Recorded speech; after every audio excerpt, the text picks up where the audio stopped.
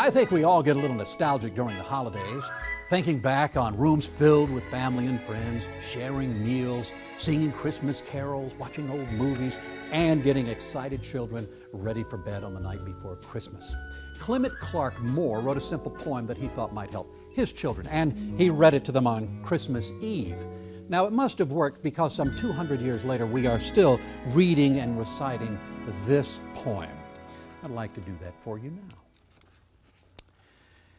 'Twas the night before Christmas, when all through the house not a creature was stirring, not even a mouse. The stockings all hung by the chimney with care, in hopes that St. Nicholas soon would be there. The children were nestled all safe in their beds, while visions of sugar plums danced in their heads. And Mom in her kerchief and I in my cap had just settled down for a long winter's nap.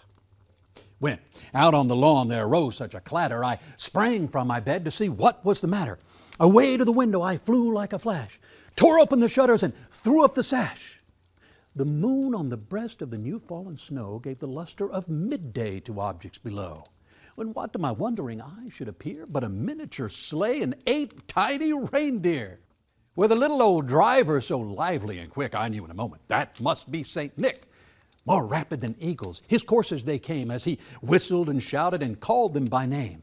Now Dasher, now Dancer, now Prancer, now Vixen, on Comet, on Cupid, on Donner and Blitzen, to the top of the porch, to the top of the wall. Now dash away, dash away, dash away all.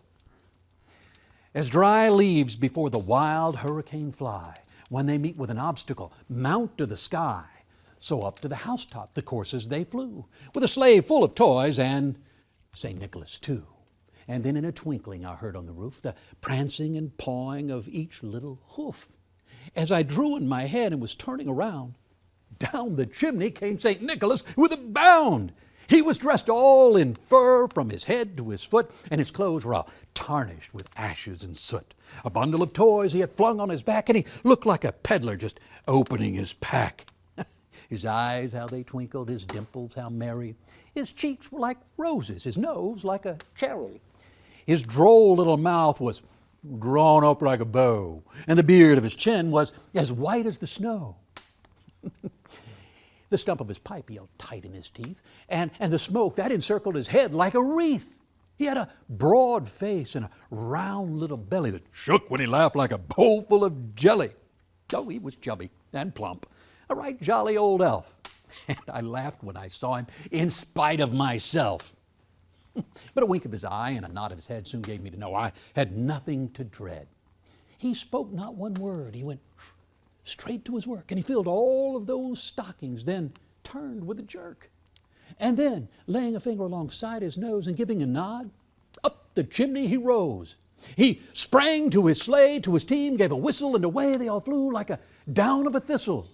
But I heard him exclaim as he drove out of sight, "Happy Christmas to all, and to all a good night."